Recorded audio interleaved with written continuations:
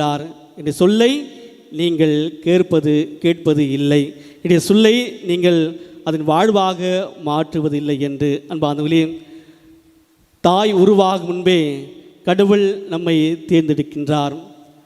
மகதல மரியாவுடைய வாழ்க்கையை பாருங்களேன். லூக்கா நற்செய்தி அதிகாரம் 8:2 ஆண்டவர் 7 பேய்களை மகதல மரியாவுடைய வாழ்க்கையிலிருந்து ஓட்டுகின்றார். இந்த 7 என்பது முழுமையை குறிக்கிறது. மகதல மரியா முழுமையான பாவத்தில் வாழ்ந்த ஒரு பெண்ணாக இருக்கிறார். ஆண்டவர் அந்த பெண்ணை தொட்டு ஆசீர்வதித்து அந்த பாவங்களை கழுவக்கூடிய தேவனாக இருக்கின்றார். அன்பின் நிமித்தமாக தான் மகதல மரியா விடியற் காலையில் கல்லறையில் வந்து நிற்கின்றார். அன்பானவர்களே, நாம் விடியற் காலையில் முதன்மையான நேரங்களை யாருக்கு கொடுக்கின்றோம்? மகதல மரியா கடவுளுக்கு கொடுத்தார். நாம் எதற்காக, யாருக்காக கொடுக்கின்றோம்? அமர்ந்தபடியாக, என் தாய் உருவாகும் முன்பே என் கருவை கண்டீரையா என்ற பாடலில் நாம் அனைவரும் சேர்ந்து பாடுவோம்.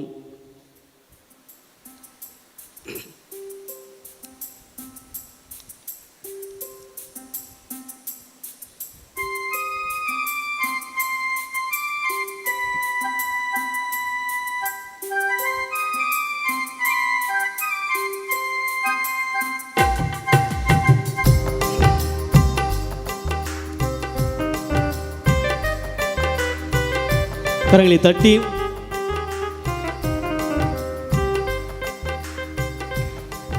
என் தாய் உருவாகும் முன்பே என் கருவை கண்டீரையா, என் பெயர் உருவாகும் முன்பே பெயர் சொல்லி அழைத்தீரையா, என் தாய் உருவாகும் முன்னே என் கருவை கண்டீரையா, என் பெயர் உருவாகும் முன்னே பெயர் சொல்லி அழைத்தீரையா. எப்படி உமக்கு நன்றி சொல்லுவேன், சொல்ல வார்த்தையே இல்லை. நீங்க போதும் என் வாழ்க்கை முழுவதும், வேற ஆசையே இல்லை. எப்படி உமக்கு நன்றி சொல்லுவேன், சொல்ல வார்த்தையே இல்லை. நீங்க போதும் என் வாழ்க்கை முழுவதும், வேற ஆசையே இல்லை. என் தாய் உருவாகும் முன்பே என் கருவை கண்டீரையா, என் பெயர் உருவாகும் முன்னே பெயர் சொல்லி அழைத்தீரையா.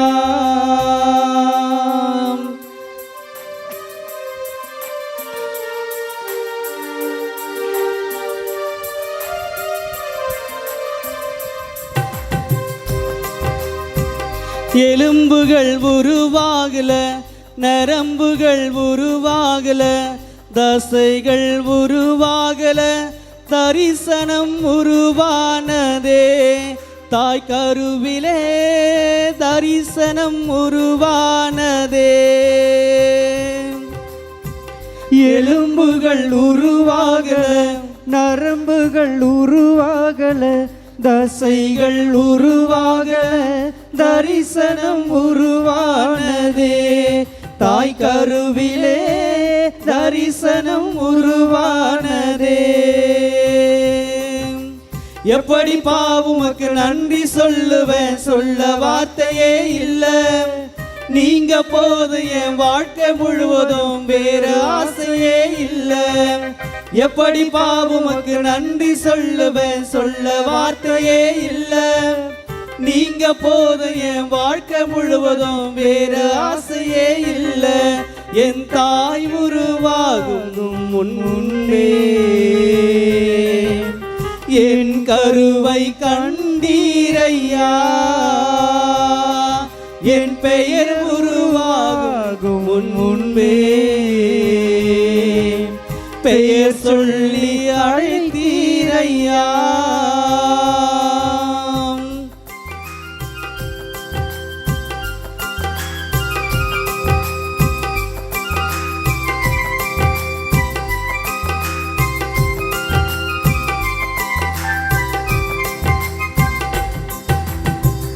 அழியாமல் அணைத்து கொண்டீர், கலையாமல் காத்து கொண்டீர், குறைவின்றி பிறக்க செய்தீர், பத்திரமாய் என்னை சுமந்தீரே. தாய் கருவிலே பத்திரமாய் என்னை சுமந்தீரே. அழியாமல் அணைத்து கொண்டீர், கலையாமல் காத்து கொண்டீர், குறைவின்றி பிறக்க செய்தீர், பத்திரமாய் என்னை சுமந்தீரே. தாய் கருவிலே பத்திரமாய் என்னை சுமந்தீரே. எப்படி பாவுமக்கு நன்றி சொல்லுவேன், சொல்ல வார்த்தையே இல்லை. நீங்க போதும் என் வாழ்க்கை முழுவதும் வேற ஆசையே இல்லை. எப்படி பாவுமக்கு நன்றி சொல்லுவேன், சொல்ல வார்த்தையே இல்லை. நீங்க போதும் என் வாழ்க்கை முழுவதும் வேற ஆசையே இல்லை. என் தாய் உருவாகும் முன்பே என் கருவை கண்டீரையா. என் பெயர் உருவாகும் முன்னே பெயர் சொல்லி அழைத்தீரையா. என் தாய் உருவாகும் முன்னே என் கருவை கண்டீரையா. என் பெயர் உருவாகும் முன்னே பெயர் சொல்லி அழைத்தீரையா. அன்பார்ந்தவர்களே, முதல் செய்தியாக மகதல மரியா ஏன் அழுதார் என்று நாம் வாசித்தோம், கேட்டோம், செவிமடுத்தோம். இரண்டாவது கேள்வியாக என்ன கேட்டார்? யாரை தேடுகிறாய்? அன்பார்ந்தவர்களே, நம்முடைய வாழ்க்கையில் நாம் யாரை தேடிக் கொண்டிருக்கின்றோம்? மகதல மரியாவை மட்டுமல்ல, இன்று ஆண்டவர் நம்மை பார்த்து கேட்கக்கூடிய ஒரு கேள்வி, யாரை, எதனை நீங்கள் தேடிக்கொண்டிருக்கிறீர்கள்? மகதல மரியா ஆண்டவரை, இயேசுவை தேடிக்கொண்டிருந்தால் முதல் செய்தி, அவர் ஆண்டவரை கண்டு கொண்டாரா? இவ்வாறாக ஆண்டவர் ஏனம்மா அழுகிறாய், யாரை தேடுகிறாய் என்று கேட்கும் பொழுது மகதல மரியா முதல் செய்தியாக அவர் அறிந்து கொள்ளவில்லை.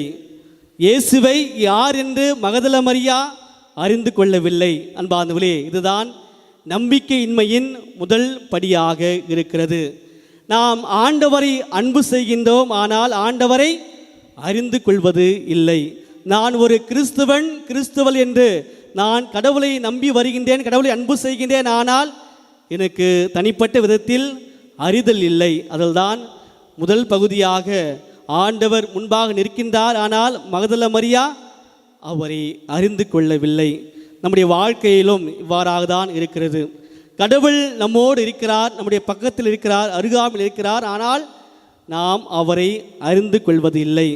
என்னால் எல்லாம் முடியும் என்ற எண்ணம்தான் அந்த மகதல மரியாவுக்கு இருக்கிறது. மகதல மரியா கேட்கிறார், நீர் என்னுடைய அதாவது தனிப்பட்ட விதத்தில் ஆண்டவர் மீது அன்பு கொண்டிருந்த மகதல மரியா, என்னுடைய ஆண்டவரை எங்கே நீங்கள் வைத்திருக்கிறீர்கள் என்று கேட்கின்றார். அன்பானவர்களே, நம்ம பெரிய வாசகம் வாசித்தோம். அப்பொழுது பாஸ்கா காலம் வருகிறது, அருகாமையில் உள்ள கல்லறை வெறுமையாக இருந்தது, அதனால் ஆண்டவரை அங்கு அடக்கம் செய்தார்கள்.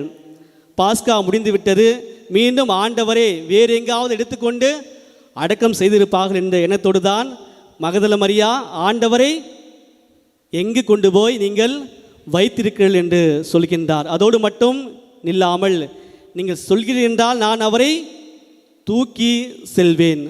ஒரு பெண்ணால், அதிலும் ஒரு நபரால் ஒரு நபரை தூக்குவது என்பது மிக கடினமான ஒரு செயலாக இருக்கிறது. ஆனால் மகதல மரியா தைரியத்தோடு, ஆண்டவர் என்னோடு இருப்பார் நம்பிக்கையோடு நான் அவரை தூக்கி செல்வேன் என்று அவர் தைரியத்தோடு சொல்கின்றார். முதல் செய்தியாக பார்க்கின்றார், அவர் கடவுளை அறிந்து கொள்ளவில்லை. இரண்டாவது, மீண்டும் இயேசு அவரோடு பேசிக்கொள்கின்றார். அப்பொழுது மகதல மரியா என்ன பார்க்குறாங்க? அவரை ஒரு தோட்டக்காரராக பார்க்கின்றார். மகதல மரியா மட்டுமல்ல, இன்று நாமும் இயேசுவை எப்படி பார்க்குறோம்? மருத்துவராக, என்னுடைய தேவைகளை பூர்த்தி செய்யக்கூடிய ஒரு நபராக, நான் கேட்பதை கொடுக்கக்கூடிய ஒரு நபராக, ஒரு கடைக்காரரை போல தான் நாம் இயேசுவை பார்க்குறோம். இயேசுவோடு நாம் வருகின்றோம். எனக்கு இது தேவை, நான் கொடுக்குறேன், நீ எனக்கு கொடுக்க வேண்டும் என்று இயேசுவை நாம் ஒரு கடைக்காரரை போல தான் நாம் பார்க்கின்றோம். மகதல மரியா இயேசுவை ஒரு தோட்டக்காரர் என்று பார்த்தார். தோட்டக்காரருடைய வேலை என்ன? செடிகளுக்கு நீர் ஊற்றணும், காவல் செய்யணும், அந்த உரங்களை நன்றாக போட வேண்டும். அப்படியாக தான் தோட்டக்காரருடைய வேலையாக இருக்கிறது. நாமும் அப்படியாக தான் கடவுளை பார்க்கின்றோம். கடவுள் எனக்கு நிறைவான ஆசீர்வாதங்களை கொடுக்க வேண்டும், கடவுளுடைய மண்டாட்டுகளை வேண்டுதல்களை பூர்த்தி செய்ய வேண்டும். ஆனால் நான் அவருக்கு உகந்தபடியாக வாழ மாட்டேன். நான் எதற்காக கடவுளுடைய வார்த்தையை கீழ்ப்படிந்து நடக்க வேண்டும், நான் எதற்காக அடுத்தவரை அன்பு செய்ய வேண்டும் என்ற எண்ணத்தோடு தான் நாமும் வாழ்ந்து கொண்டிருக்கின்றோம். அன்று மகதல மரியா என்று நாமும் அவ்வாறாக தான் இருக்கிறோம். இறுதியாக ஆண்டவர் மரியா என்று சொல்லும் பொழுது என்ன சொல்கிறாங்க? மகதல மரியா ரபுனி என்று சொல்கின்றார். அதற்கான போதகரே என்று அர்த்தமாக இருக்கிறது. உயர் மதிப்பாக ஆண்டவருக்கு மகதல மரியா கொடுக்கின்றார். இந்த மரியா என்பதற்கான அர்த்தமாக, பேரின் அர்த்தமாக பல்வேறு அர்த்தங்கள் இருக்கிறது. அன்பானவர்களே, முதல் அர்த்தமாக இந்த மரியாள் என்பதற்கான அர்த்தம் கசப்பானவள், கடவுளுக்கு உகந்தவள், கடவுளுக்கு அன்புக்குரியவர், வலிமை வாழ்ந்தவர், கடவுளால் தேர்ந்து கொள்ளப்பட்டவர் என்று பல்வேறு அர்த்தங்கள் இருக்கிறது. அன்னை மரியாவுடைய வாழ்க்கையிலும் இவ்வாறாக தான் இருந்து வெறும் மகிழ்ச்சி மட்டுமல்ல, பல்வேறு கசப்புகள், கவலைகள், துக்கங்கள் கலந்த வாழ்க்கையாக இருந்தது. அதே போன்றுதான் இந்த மகதல மரியாவுடைய வாழ்க்கையிலும் இருந்தது. ஆண்டவர் மகதல மரியாவை முதல் பெண் சிடராக தான் உயிர் பெற்று எழுந்தபோது தன்னை முழுமையாக காட்சி கொடுக்கின்றார். அத்தகைய மனநிலையை நாம் கொண்டிருக்க வேண்டும். அதை எழுந்திருப்போம். கடவுளை விட்டால் இந்த உலகத்தில் நமக்கு யாரும் இல்லை. நற்கருடைய ஆண்டவருடைய இறுதி ஆசீர்வாதனை நாம் பெறமிருக்கிறோம். மகதல மரியா ஆண்டவரை பற்றி கொண்டிருந்தார். ஆண்டவர் சொல்லக்கூடிய ஒரு செய்தி, என்னை ஏன் இப்படி பற்றி கொண்டிருக்கிறாய், நான் இன்னும் என்னுடைய தந்தையிடம் போகவில்லை என்று சொல்கின்றார். அன்பானவர்கள், இருந்த பொழுதிலும் மகதல மரியா ஆண்டவரை பற்றி கொண்டிருந்தார். ஆண்டவர் மீது முழுமையான நம்பிக்கை வைத்திருந்தார். இந்த உலகத்தில் ஆண்டவரை போல ஆறுதலான வார்த்தை சொல்லக்கூடியவர்கள் யாரும் இல்லை. என்னை மன்னிக்கக்கூடிய தேவன் இந்த உலகத்தில் யாரும் இல்லை. என்னை அன்பு செய்கின்ற தேவன் இந்த உலகத்தில் யாரும் இல்லை. பல்வேறு சமயத்தில் நாம் அடுத்தவரை நம்பி நம்பி ஏமாந்து போயிருப்போம். அடுத்தவர்கள் என்னை அன்பு செய்வார்கள், அடுத்தவர்கள் என்னை பார்த்து கொள்வார்கள், அடுத்தவர்கள் என்னை ஏற்றுக்கொள்வார்கள் என்று நாம் இந்த உலகத்தில் ஏமாந்து போயிருக்கலாம். கடவுள் நம்மை ஏமாற்றாத தேவனாக இருக்கின்றார், நம்மை அன்பு செய்கின்ற தேவனாக இருக்கின்றார்.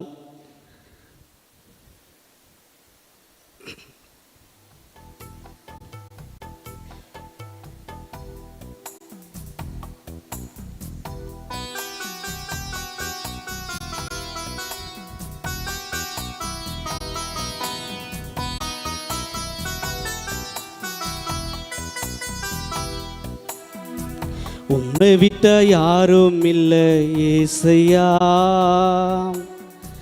உம்மை விட யாரும் இல்லை ஏசையா, உம்மை விட்ட யாரும் இல்லை ஏசையா, உம்மை விட யாரும் இல்லை ஏசையா, உம்மை விட்ட யாரும் இல்லை ஏசையா, உம்மை விட யாரும் இல்லை ஏசையா. நீங்க போதும் எனக்கு, நீங்க போதும் எனக்கு, நீங்க போதும், நீங்க போதும், நீங்க போதும் எனக்கு, நீங்க போதும் எனக்கு, நீங்க போதும் எனக்கு, நீங்க போதும், நீங்க போதும், நீங்க போதும் எனக்கு. உம்மை விட்டா யாரும் இல்லை ஏசையா, உம்மை விட யாரும் இல்லை ஏசையா.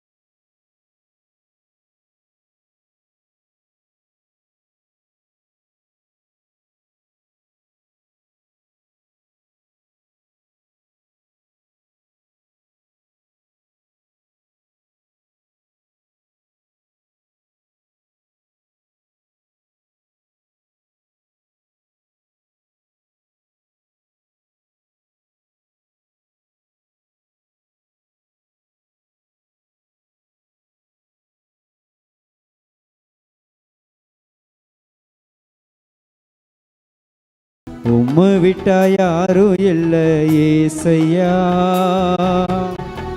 உம்மை விட யாரும் இல்லை ஏசையா.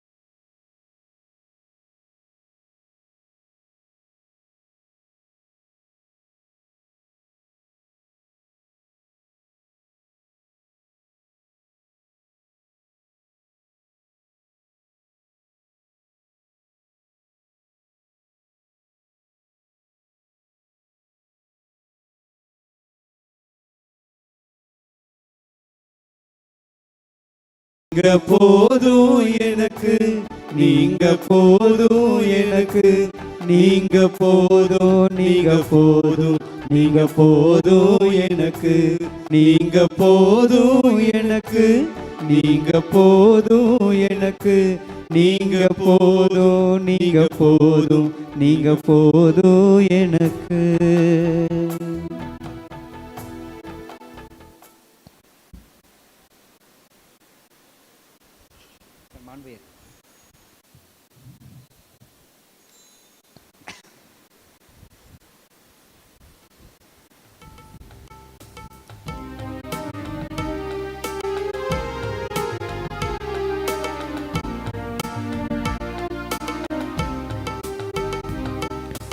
மாண்புயர்யு அருளடையாளத்தை தாழ்ந்து பணிந்தே ஆராதிப்போ.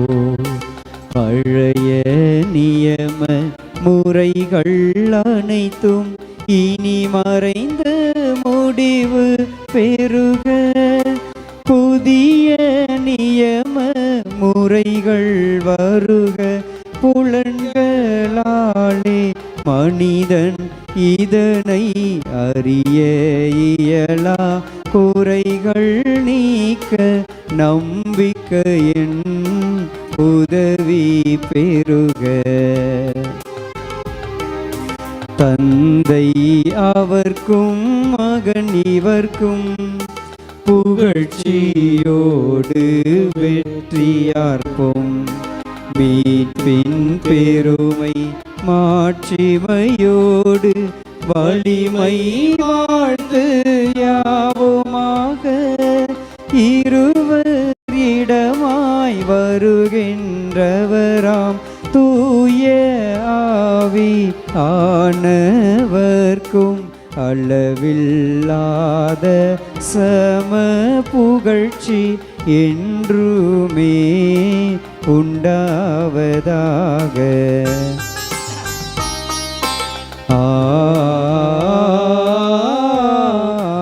ஆமென். மன்றாடுவோமாக. இறைவா, இந்த வியப்புக்குரிய அருள் அடையாளத்திலே உம்முடைய பாடுகளினவை எங்களுக்கு விட்டு சென்றேன்.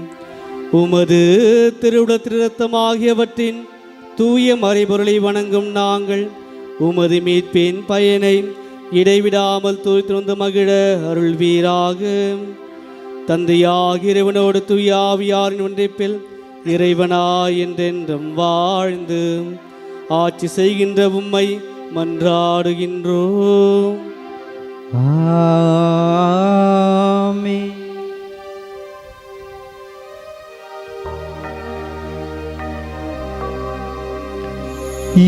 யோசனையில் பெரியவரே, ஆராதனை ஆராதனை செயல்கள்